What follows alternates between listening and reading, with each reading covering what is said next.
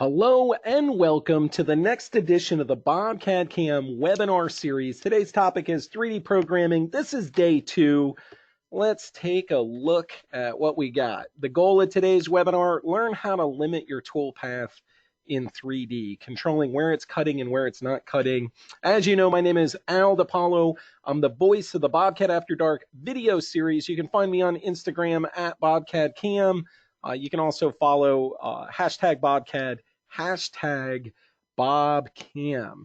All right, so what are we going to learn? All right, well, again, this is a 3D programming boot camp, and the first thing we're going to take a look at is limits and the different limits that are in the software and ways you can use them. Then we're going to look at boundaries, different ways that you can use boundaries to control where your toolpath is cutting. And the last thing we're going to take a look at is gouge checking with check surfaces. There's some new features in the version 32, the advanced allowance, that makes avoiding your fixtures or other areas of your part a lot easier and faster than before. All right, guys? So as always with BobCAD, you can expect fewer steps, better cuts, and more profit. Now, if you guys have any questions about the BobCAD system, you can always give us a call, 877-333-4903. Just give us a call. One of our account managers or one of our techs will be glad to assist you with any questions that you may have. Now, while I get my screen set up here, let's just do a quick roll call. Who you are, where you're from, what machines you got, what version you're running, just so I can get an idea of what's going on. Jim's over here. Jim, that's pretty cool. He's got V31 and he's running the Speedos, one of my favorite machines. Let's see here. Okay, so let me get out of that and get this open. All right, this looks good. Let me minimize that here, and we're going to go ahead and get into today. Let's see here. We got people from all over the world. A lot of different users here, you know, a bunch of different guys. And again, I really do appreciate you all spending some time with us here today. If you signed up for day 1 and you didn't receive the day 1 recorded session, please let me know. If you're in here today and you just say I didn't get day 1. I did email it out to everybody, so you all should have gotten it. But sometimes, you know, email land can get a little crazy. So again, thank you so much for everybody joining us here today. Okay, Jerry, I'll make sure you get it. Jim, I'll make sure you get it as well. Chuck, no, behind enemy lines. Okay, Brian. All right, guys. So let's get into it now. So to begin with, this is the part that we worked on day 1. All right, one of the big new features in the version 32 are these CAM tree templates. So we're going to create a new job from template. We're going to use our day 1 setup here, and we're going to choose OK. All right, so what that will do is load the 0, it will load the stock, it will load all my machining features. Even my tools are going to come over as well. So again, I really like this new method of loading up your CAM tree with some standard features. Now, let me go ahead and blank this out. All right, we're going to look at the mill standard toolpaths first. We'll go ahead and select the model that we want to work with. All right, and we're going to load our Z-level rough so we can see our Z-level rough. We're going to load our Z-level finish. Don't worry, Mark, I'll get a copy of it. Yep, tools came in too, Chris. We'll load our Z-level finish, and then we're going to load our planer here, right, or compute them. Okay, so the first topic that we really want to talk about has to do with limits, where you can limit. Okay, so I'm going to come in here and edit our Z-level rough. And if we go under the parameters tab, you're going to see some depth options here. Okay, so you have top of job and you have bottom of job. Okay, and you can use these two values here to limit where the toolpath is cutting. All right, so as an example, I'm going to choose bottom of job. Let me just pick up off the bottom of job here. All right, And actually, I'm going to make this minus 375. Okay, so I don't want any toolpath to go further down than this value right here. Okay, so again, this you can use this as a limit to control where the toolpath is cutting in Z. So let me blank all these out for just a moment. All right, so if we look at this one, you can see it's cutting down as far as it can. Obviously, because of the stock, it's limited, right? But what we're trying to do is limit where it cuts in Z. And you can see how this one now is going to go no further deeper than that Z level that I had set there. All right, another fun fact for you guys. I have 3 different operations tied to this feature. If we go back in and edit our parameter here, if we want to apply these depth options to these other 2 features here, right? So right now you can see they're not checked on. Not checked on. Okay, this one's checked on with a value. All right, we can hit this apply to all operations. And what it will do is take our settings from here and it's going to apply them to the rest of the operations here. Okay, so if we come in and compute this one, again, it's stopping it at the depth value that we told it to. Okay, so it's not going to go any deeper than that. All right, if we now look at our Z level finish, again, the same thing's going to happen. It's going to stop it at that Z value. And if we use this on the planer as well, it doesn't look like it got it. Okay, let me do that again. Little mistakes along the way. I'm not sure why that didn't pick up. Let me just type them in here. Okay, let me finish. Let's compute. All right, so we can see that one cut back. Let's compute this one. We can see that one cut back. Let's compute this one. We can see that one cut back. Let's go ahead and try that again. All right, so we're going to go to here. Let's make this minus a ½ inch, tab, apply to all operations. Okay, so now this one went, maybe I didn't click it. This one's set to a ½ inch, and this one's set to a ½ inch now. Okay, so again, just some of the navigation of the wizards there that apply to all operations, you can use that in order to take settings from one operation and apply it to the rest of them, okay? So again, just using the Z values, we can control where things are cutting. Let's come back into this planar one here, all right? Again, we're gonna say top of job minus a ½ inch, bottom of job, we're gonna say minus 1 inch. Let's go ahead and finish on that and recompute. So again, using these settings here, we can limit where our toolpath is cutting. So that's the first topic that we wanted to talk about, is the depth options, top and bottom of job. Okay. Now I'm going to blank this one out here, and let me do this again. So let's blank this one out here. I'm just going to jump over to the 3 Pro, and I'm going to select my geometry here. It doesn't like it when it's transparent, so let's go ahead and just select it there. All right, so again, we'll compute this one. This gives us our roughing routine. We'll compute our advanced Z level finish. That's going to do a similar scenario, and then we'll load in our advanced planar here.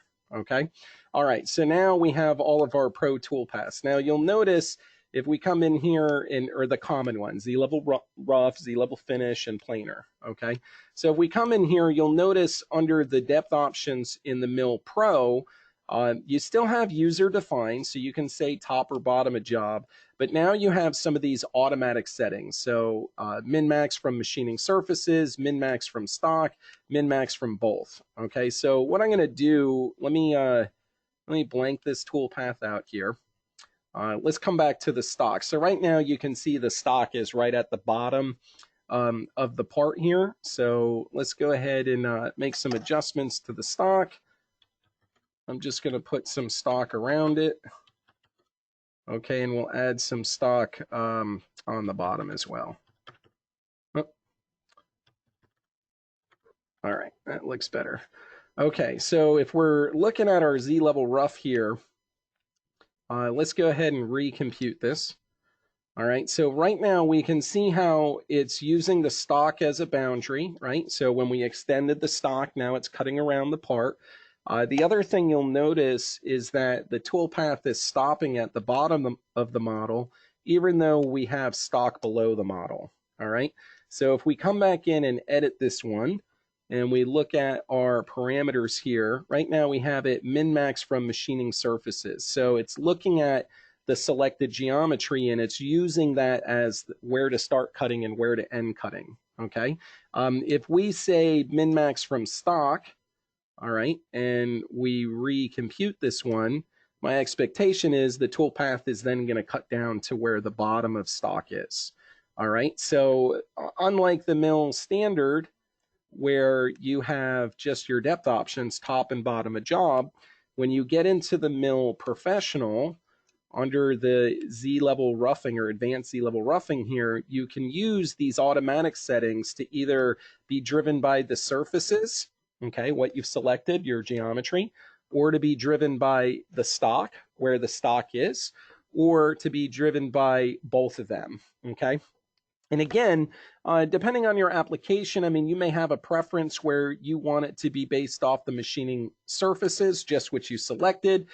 You can choose what default you want to use here. Any of the depth of cut, tolerances, maybe not the machining tolerances, but most of the, because there's global settings for that, but allowances, step over, lead-in styles, all of these toolpath settings, right? You can save these as defaults by hitting save defaults and choosing a parameter template that you want to use. Okay, so if I say an existing one, these are all the existing templates that I have. You can set up multiple templates so you can store your defaults, right?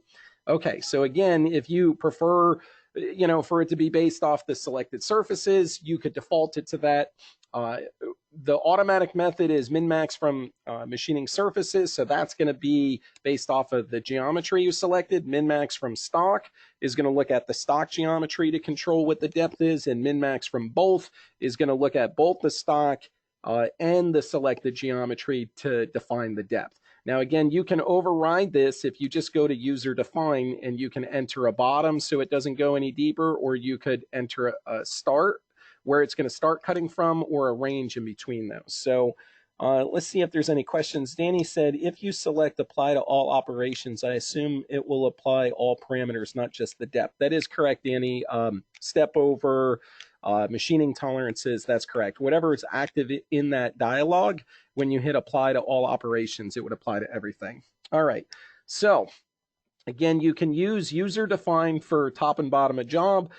In the Mill Pro, you have some automatic options here, so you can use that as well. Again, controlling where we're driving from. Now, another area of the software that you do need to pay attention to when you're generating your 3D toolpaths, right? So you got this one, and this one, all right? So we're going to come back into the standard toolpaths here. Let's turn off bottom of job. Let's make sure that those all worked. It did. All right, let's recompute. Okay, so sometimes the toolpath, it's not always apparent why it's cutting where it's cutting or not. Like the Z-level finish here, you can see it's working on the inside. Why is it not working on the outside? All right, so if we go to the options under the Z-level finish, this is the standard Z-level finish, you have some control on the cutting extents. So you could tell it to cut all, you could say cut innermost, or you could say cut outermost, right? So I'm going to say all. We'll go ahead and finish. We'll recompute this toolpath, and now you can see it's cutting on the inside shapes and the outside shapes, right?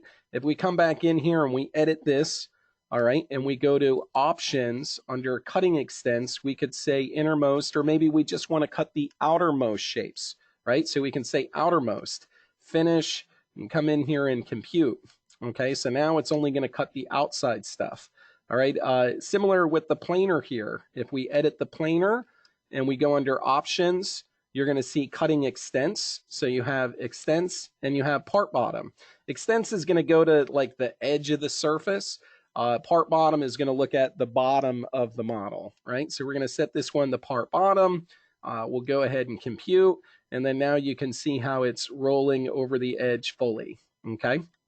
So again, this could be an option. You can kind of combine them, right? So the first one we talked about was the depth options, and you'll find that under parameters, that's for top and bottom of job.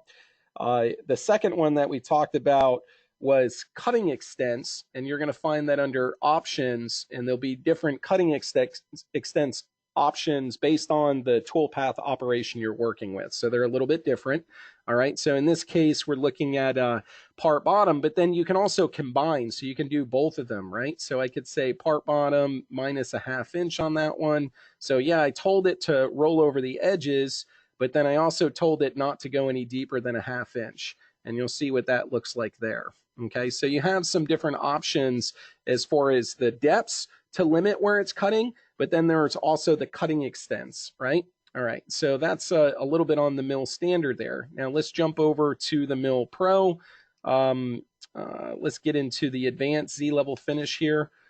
This one, again, parameters, we have our top and bottom of job, okay? But when we get into options, we're gonna see extents, part bottom, or 3D extents for the advanced Z-level finish. So if we go to extents, what I generally see here is it's just going to cut around the outside edges of your part. So you can see how it doesn't go all the way around the part. It just, that default setting I think works pretty well in most scenarios. But again, you may want it to go all the way around the part, right? So how do you get it to do that? Okay, so if we go back to our depth options, even if we tell it to go deeper, right? Let's say -2, for instance. Okay, and we recompute this, I don't expect any difference here.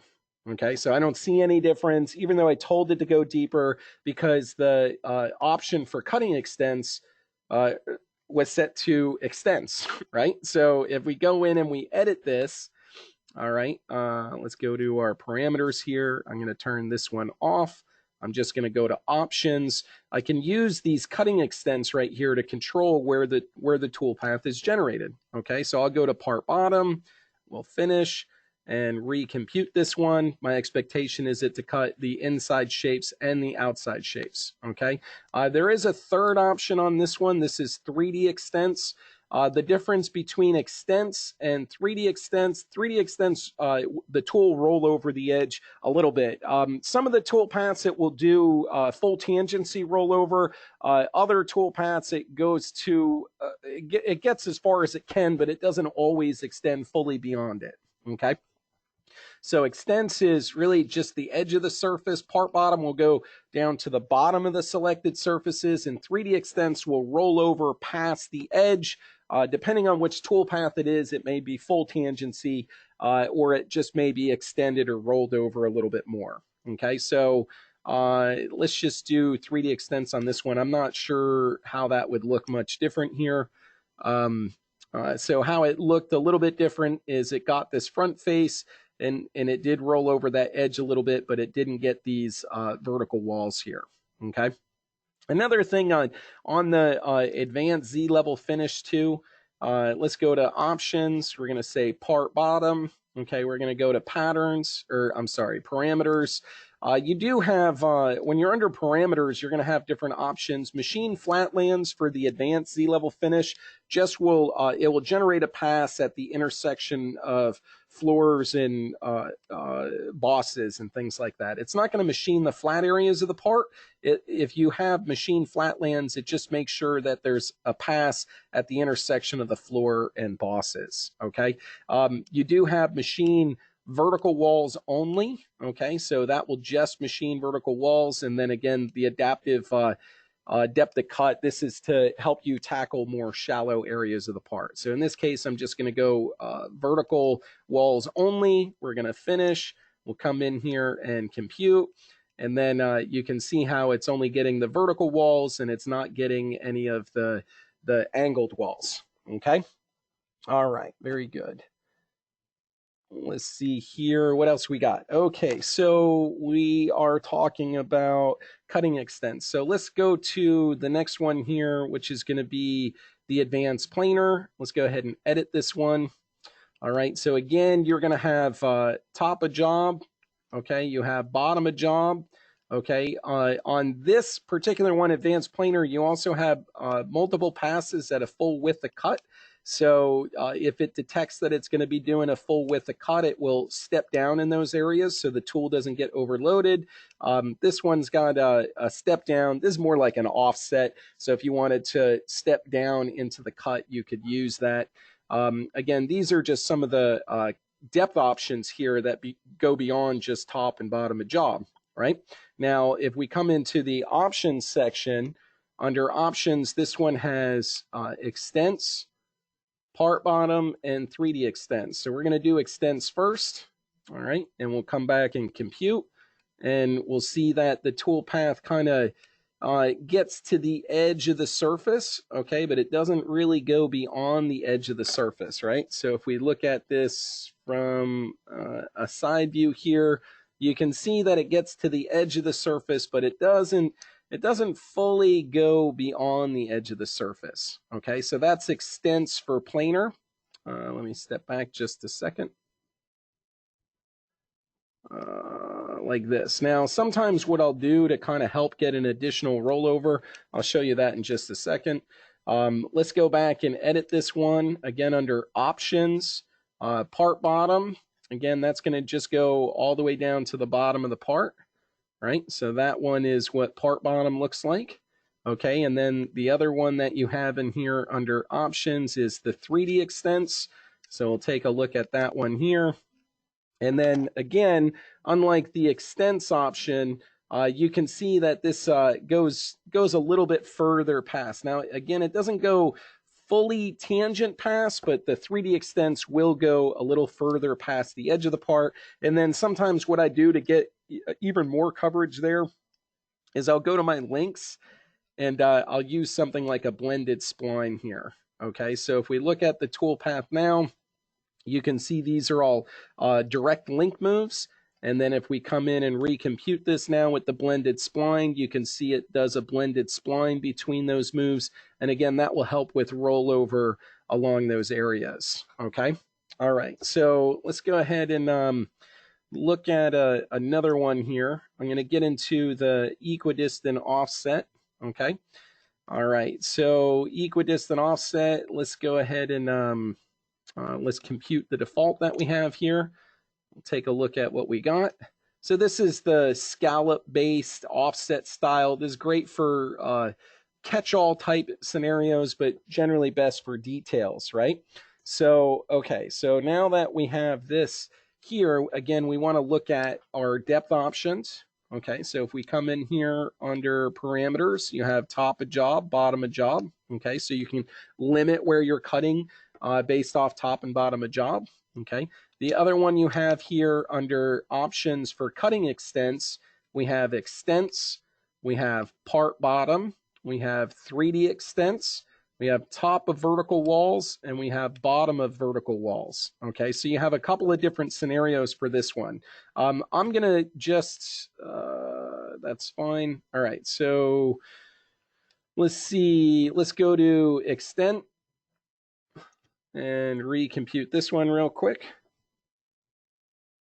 All right, so again, we can see that it's just going right to the edge of the surface, okay? Where it can down here, you can see it doesn't quite go all the way down to the edge, but it gets as far as it can go. All right, and again, really extents is going to go to the edge of the model. Let's go ahead and edit this one, and we're going to go to options. We'll go to part bottom. All right, we'll recompute that one, and we'll see how this toolpath is going to go all the way down to the bottom of the model. Okay, so you can see how that looks there, going all the way down to the bottom of the model. All right, let's come back in here and edit this one. Options, we're going to do 3D extents. All right, so this one is going to roll over the edge slightly past the edge of the part. This one might actually get to full tangency, but you can see how we could finish this radius along the top edge at the same time, or kind of like a deburr cycle there. All right. Okay. Let's see here, and then let's go ahead and edit this one back to options. This is top of vertical walls. I don't know how much different this will look between top of vertical walls and bottom, because we don't really have, we have more like a rectangle here. So there aren't really top and bottom of vertical walls. But again, I do recommend you explore this on some of your projects. You know, so you got extends, part bottom, 3D extends, top of vertical walls. Let's do bottom of vertical walls. Again, a lot of times it's going to be geometry specific that is going to make a big difference there. All right. All right, so that is bottom of vertical walls, which is really just giving us full coverage here as it goes all the way around. All right, let's see here. You know, and you could see that it's a little bit different. Like in this case, this one was able to go all the way down, where in the other case, when we did part bottom, it seemed like it didn't get it all the way. Okay, so again, some different options under cutting extents. All right, let me see. Okay, so I don't want to get into those just yet. All right, so the next thing that I want to look at here has to do with angle ranges or slope angles. Okay, now you don't start getting into this functionality until you get to Mill Pro. Okay, so under the Mill standard here, when we look at our toolpath options, we're not seeing any options in there for slope or angle ranges, right? So no options on slope or angle range. Generally, what I'll use for like Z-level finish and planar is I'll use top and bottom a job to limit the steep area with the Z-level finish and the shallow area with planar. Okay, so there's some ways that you can work through that. Now, if you're a Mill Pro user, okay, not this one. If you're a Mill Pro user, let me see here. Let me blank them all out. Okay, so if you're a Mill Pro user, you do have some options with slope. So let's look at planar. Okay, so under planar here, under, let's see, options. Okay, so under the options tab, you're going to see these slope angles. Okay, so this is the angle range. You can, there's some values that we populate in here, but you can enter your own range and you can say whether you want to cut inside or outside of that range. Okay, so let's just leave that on the shallow range here. Okay, and we're going to recompute. And then we're going to see how the toolpath is now only cutting within that angle range that we defined. Okay, if we come back in here and we say machine outside of that angle range or the slope range, right, then it will invert where it's cutting. Okay, so you can again use this to target steep or shallow edges of your part, just using something as simple as a slope. Examples of boundaries to further down select. Yeah, I'm getting into some more stuff here, so just bear with me here. All right, so again, you can use slope angles with the advanced planar here. Let's go back into the Z-level finish. Let's set this one to not that, and let's set this to part bottom. Let's turn our angle range on. I'm just going to use the default settings to begin with. Okay, so we'll see it's going to try to cut between 0 and 30, and it really doesn't get too much there. Okay, again, Z-level finish isn't really designed for shallow areas. Okay, if we say machine outside of those slope angles, right, now we're going to see it targeting more of the steep areas of the part. Okay, so probably a little difficult to tell on this part, but there's a few other parts that I have. Okay, so depth options to control top and bottom, automatic depth options in the advanced roughing, so you can look at the selected stock. Okay, cutting extents to control where it rolls over to or the part bottom, and then you have angle ranges in order to dial it back in.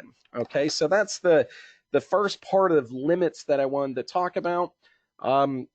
The next thing I'm going to do is I'm just going to jump into this sample here. Very, very similar. It's actually a project I'm working on currently, or similar to a project I'm working on currently. So again, we're going to load a job from template.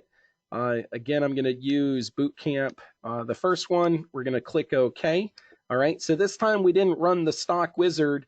So yes, it did load the stock from the template. It loaded the setup from the template. It loaded the tools from the template.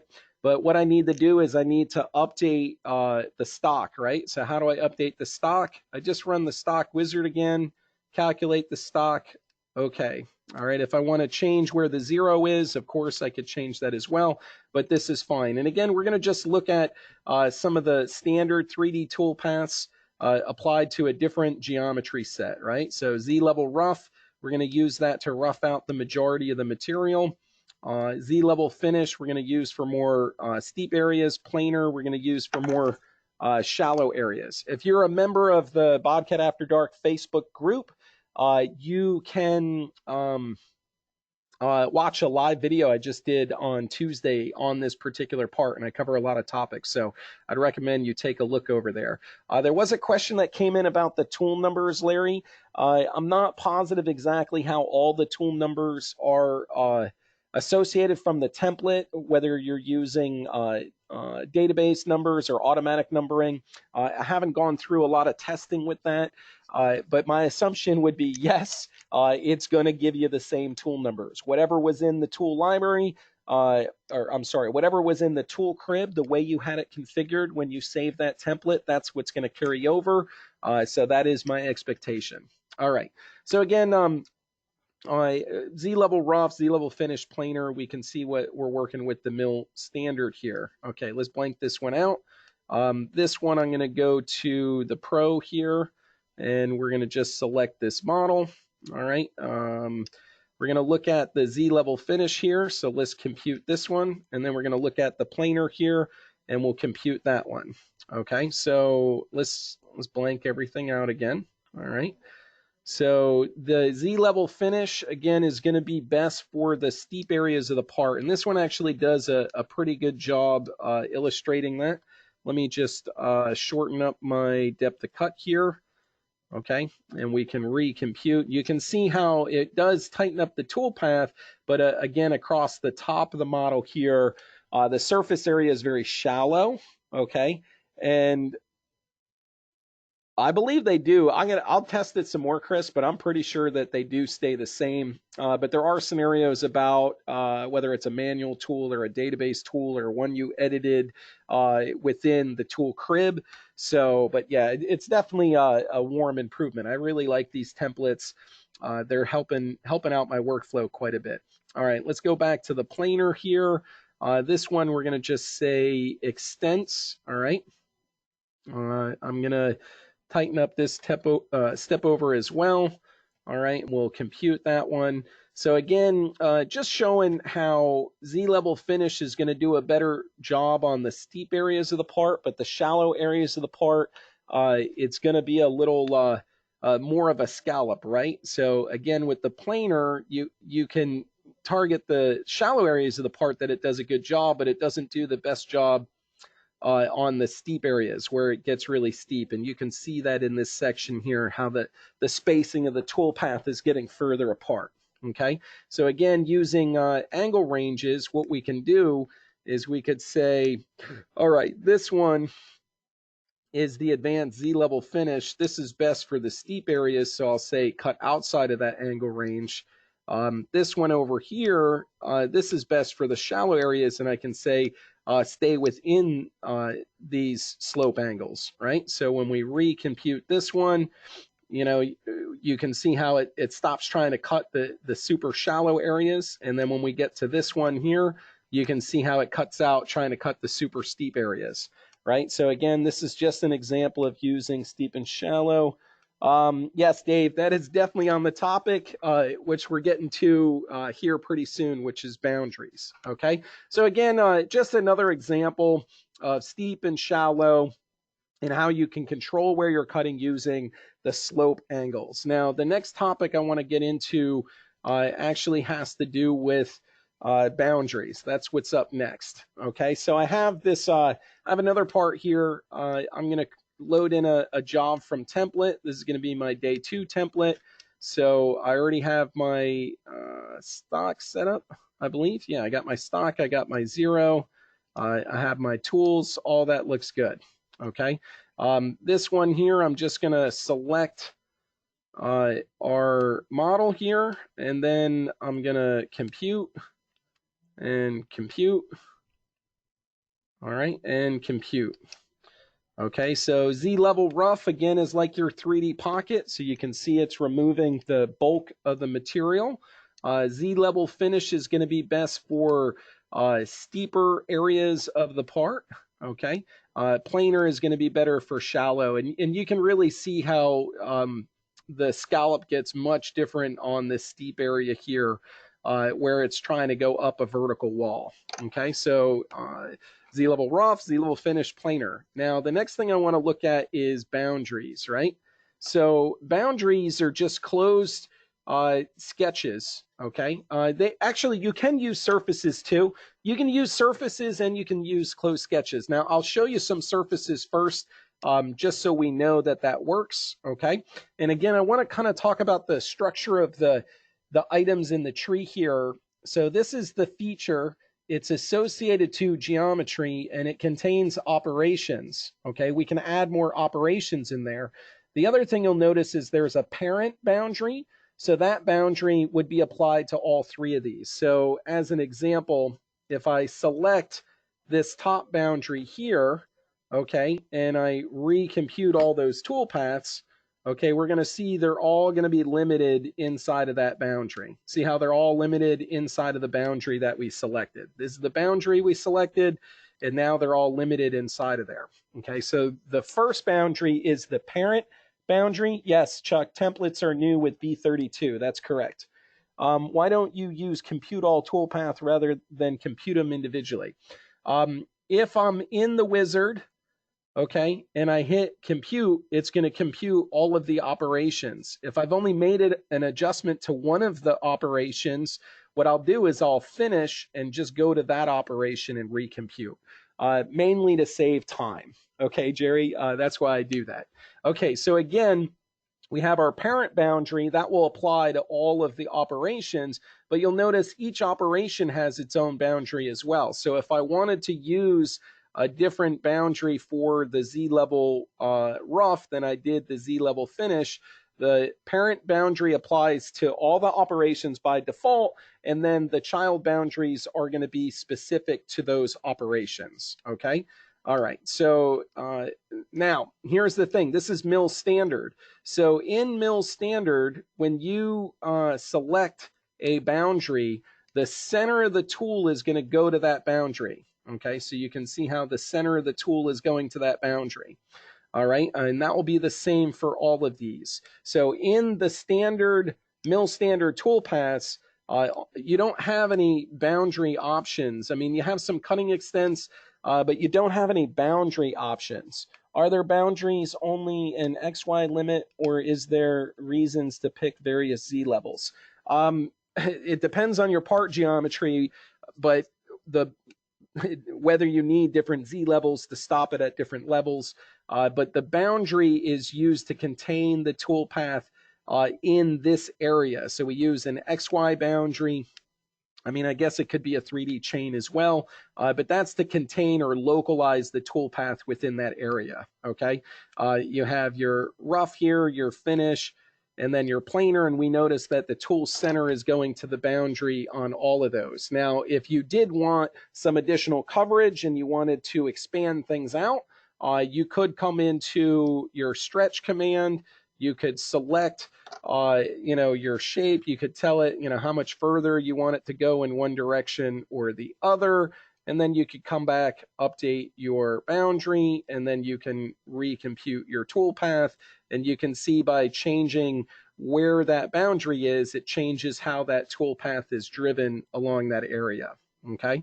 So, but again, you're limited to it being on tool center. So any adjustments that you would make, you would want to adjust the boundary for it. Now, this is a little bit different than the Mill Pro, okay? So the Mill Pro in here, let's jump down to this one. Again, we'll reselect our geometry here. Okay, we're gonna select our boundary. This time I'm gonna select this one on this side. I'm going to just hide the boundary for now. Okay, so we'll compute this one. All right, that will give us our roughing. We'll compute this one. That will give us our Z-level finish, and we'll do our planer. Okay, so on this one, we have our roughing routine. This one, I'm not getting any toolpath on the Z-level or the advanced rough because I have center cutting tool unchecked. So I'm going to say the tool is center cutting. That will let it plunge. Now it can plunge down inside of that boundary to remove the material, right?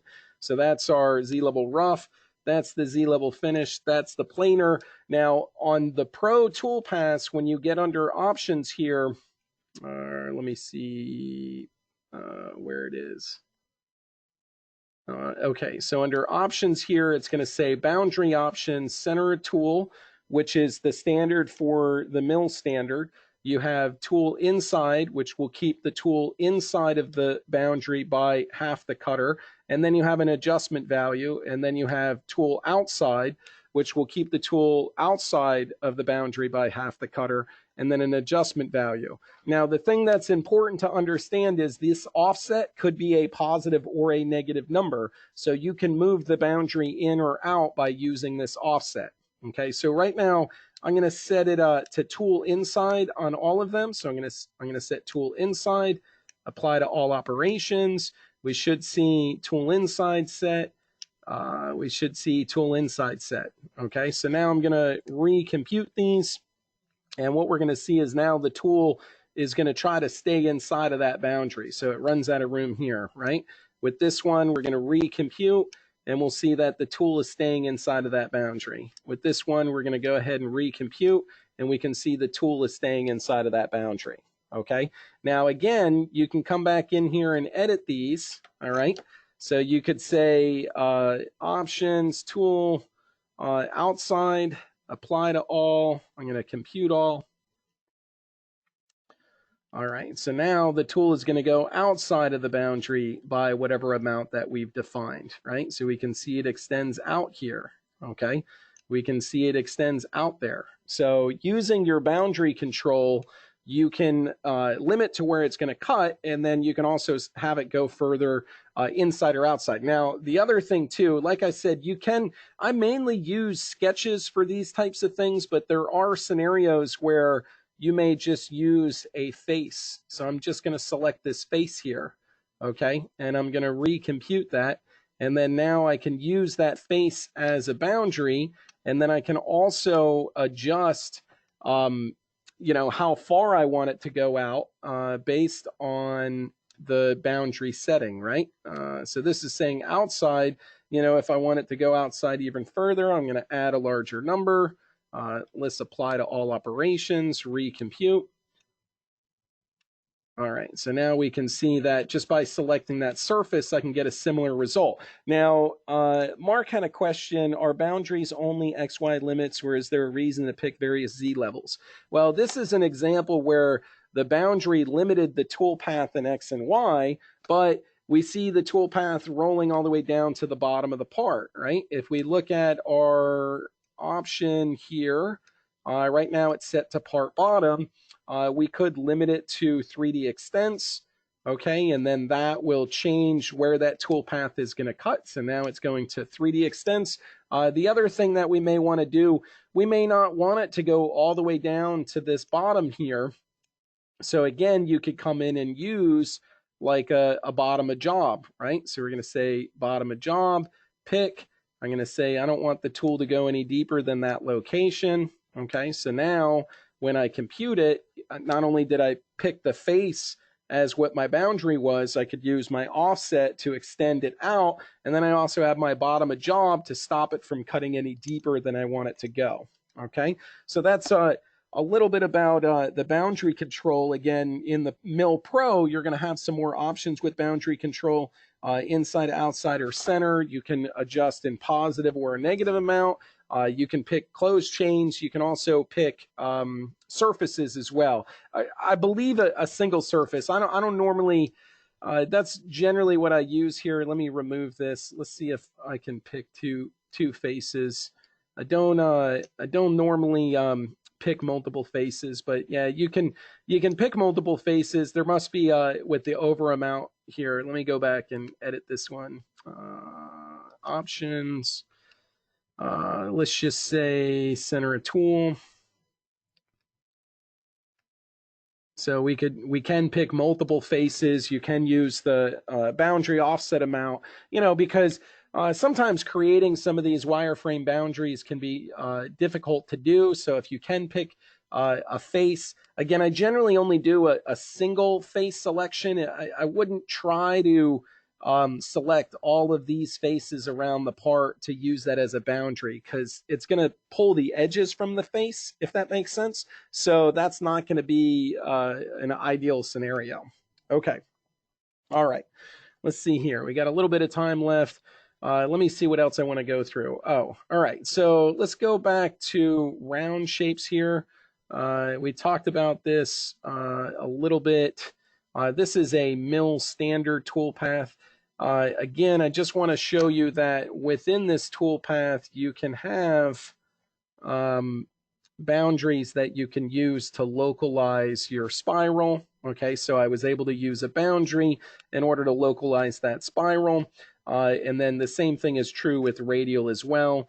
You can use a boundary to localize the radial toolpath. Okay, so this way, again, in some cases, it's not really about the coverage, it's about the finish you get on the part, and sometimes it's very desirable in order to have your parts look a little bit different. I'm thinking of like headers in automotive, like accessory, you know, there's all kinds of things that you can put on an engine block, and I see some really cool stuff on Instagram, and a lot of it is just trying to take a little different approach to make that product look different.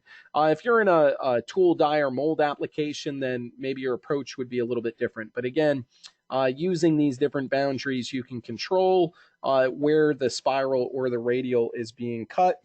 Okay, another option that we have here as well is, you know, now I'm kind of talking about stock a little bit. Okay, so let's just back up for just a second. All right, so the first thing that we talked about as far as controlling where the toolpath cuts is under our parameter tab. You're going to have depth options, so you can set where it's going to start cutting and where it's going to end cutting. If you don't want it to cut deeper than a certain amount, you can do so. Just by adjusting that top and bottom of job. Okay. Now, again, with the Mill Pro, when you get in here under the advanced rough, you're going to have a few more options, automatic options based off of looking at the surfaces, looking at the stock, or looking at the surfaces and stock to determine where you're going to start cutting and end cutting. Okay.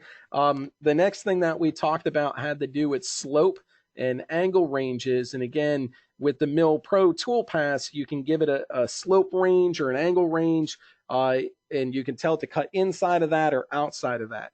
Okay, some other things too, for some of you 30 or earlier customers, I believe, maybe it's 30.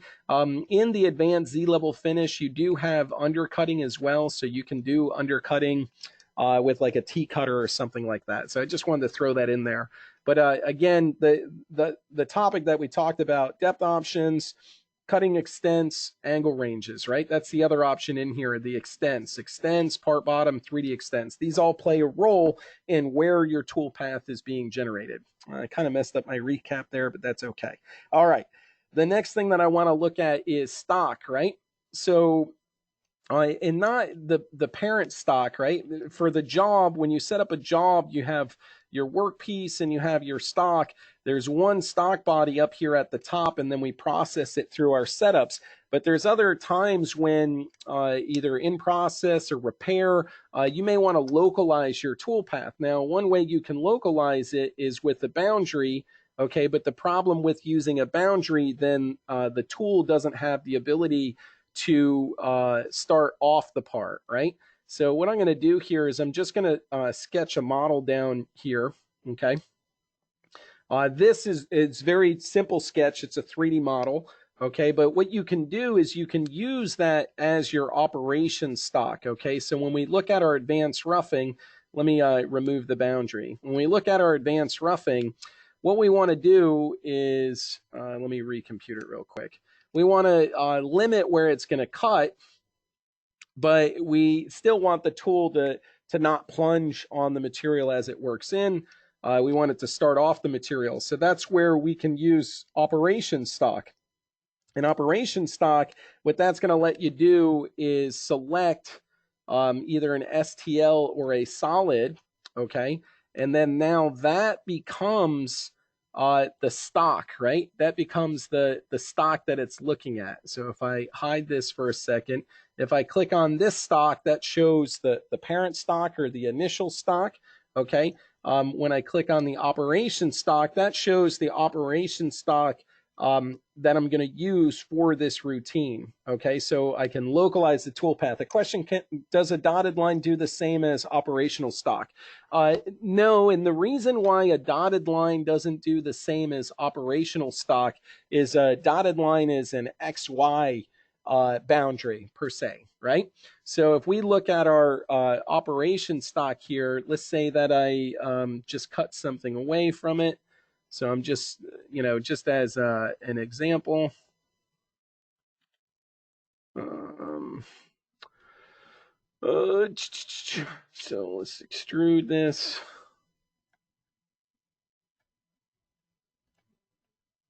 Let's just say 2 and 2. All right, let's say split, keep this body solid. The split is this one. Split it with this surface. Okay. All right, I'm just going to throw these two things away. All right, so you can see now I have like a different in-process stock, right? All right, so I'm going to remove, reselect, select that guy, check it down, recompute, or let's get to a good view here. So I want to show you how the difference between just the boundary, it's telling it in X and Y. In this case, again, this is our operation stock. Okay, so when we recompute this one, you're going to see how it trims away toolpath where there wasn't stock.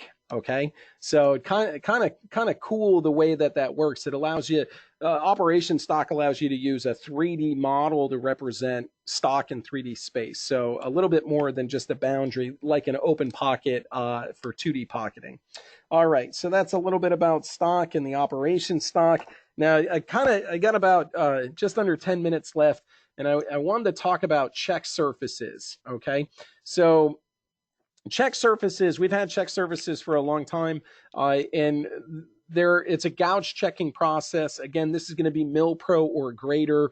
I'm just going to focus on something really simple for us to work with. Let me remove this. Let me go ahead and compute my toolpath. Okay, so you got to hold parts. Like it's just part of the process. You got to hold parts, and it may not be as crudely as what I have set up here.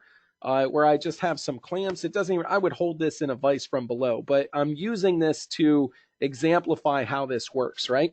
So right now we can clearly see the toolpath is running into our clamps here, okay? And we want to avoid those clamps because, it's expensive if you run into them, mainly in time. The tooling isn't so bad. Maybe you might hurt the machine, but yeah, it's the time to set the job back up, right?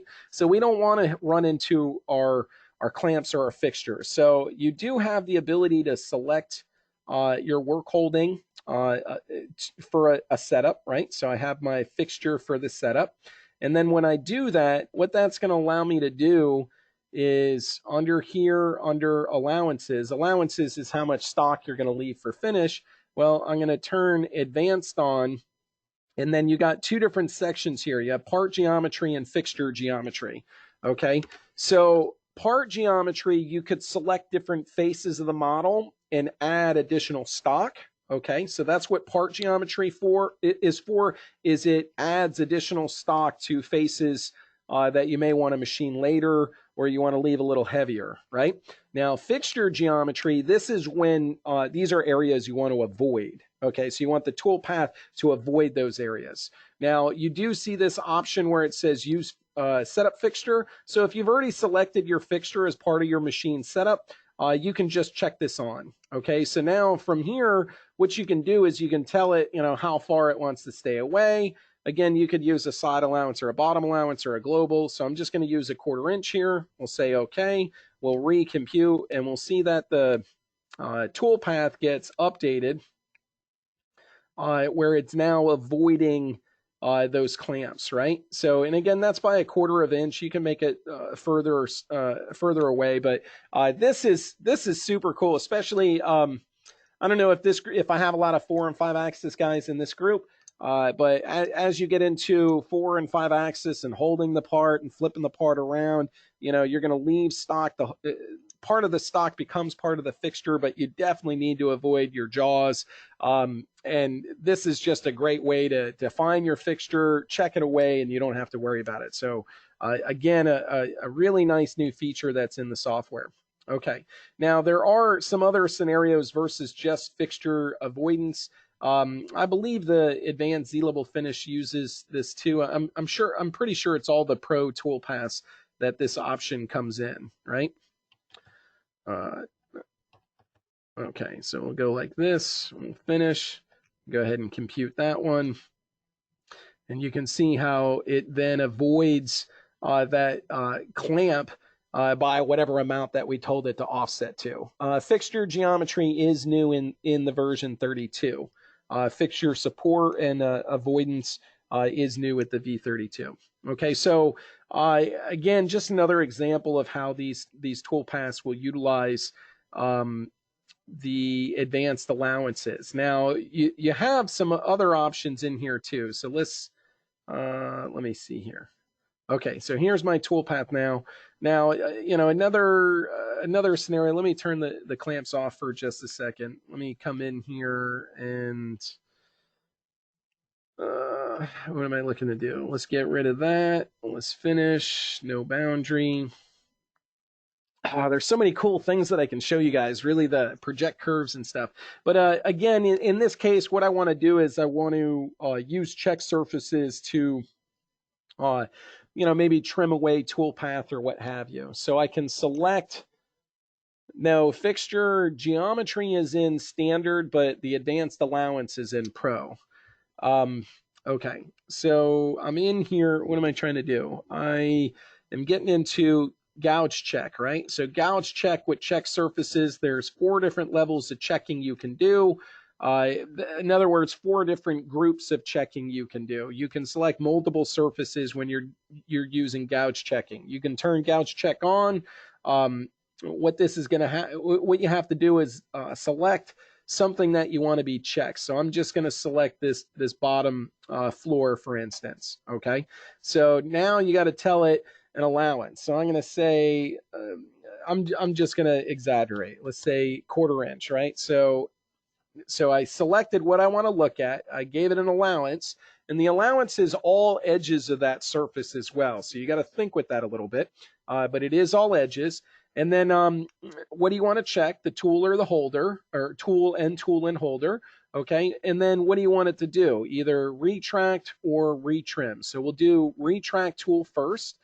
Okay, so that's our toolpath now. Let's look at it from this point of view. You can see it's right on the bottom of that surface there. That bottom surface is the one that we're checking, and we told it if the tool comes within, you know, 100th thou of that surface, that I want the toolpath to be bumped up, and that's exactly what you see here. Is when it's set to retract tool, what will happen is it will bump that toolpath up by this amount. If I make this smaller, right, and we recompute this, instead of it being a 1/4 inch up, you can see it's lower down. So again, this is unlike top and bottom of job, which is a fixed Z level.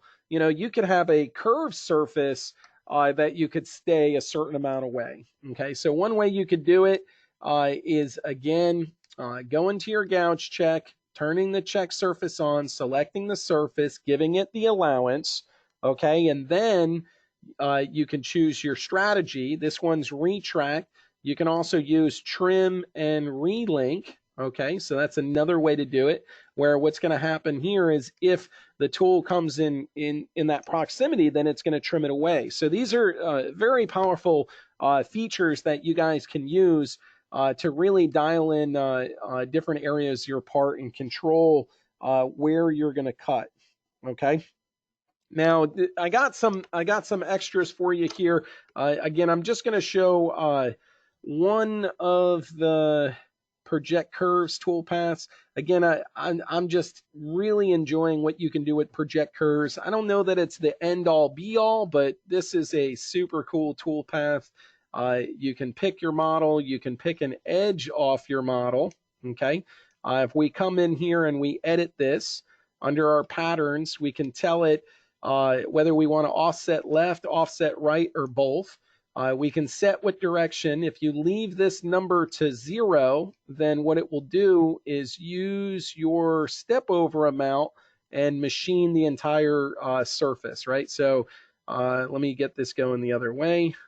Reverse, okay, and compute. And you can see how this is going to just get the entire surface. It's going to work its way all the way over. Even let me select a different one. Let's just do these sections here, right? Okay, and recompute. Okay, so you can see I selected those surfaces or those edges there, and it goes all the way through. No problem, Barry. We'll see you next time.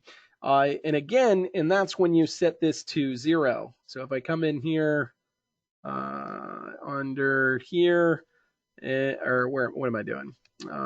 Project curves, pattern. Okay, if I set that to 0, then it tries to cut the entire surface. If I tell it, make 20 passes, then what's going to happen is it's only going to make 20 passes versus the entire surface. So again, project curves is a super cool toolpath, and I definitely think you guys are going to utilize that quite a bit. Hopefully everybody's enjoyed today's webinar. And again, with BobCAD, you can expect fewer steps, better cuts, and more profits. If you guys have any additional questions about the BobCAD software, whether it's 3D machining, limits, boundaries, the angle ranges, check surfaces, the new advanced allowance, the new templates, whatever questions you guys have, give us a call today, 877-333-4903. We'd be happy to help you with any questions that you have. And again, I look forward to seeing you in the next webinar. Day 3 is coming up next week. We're going to talk about the Mill Premium toolpaths and some of the advantages on the parts that we've already worked with. It's going to be a good one. So I look forward to seeing you then.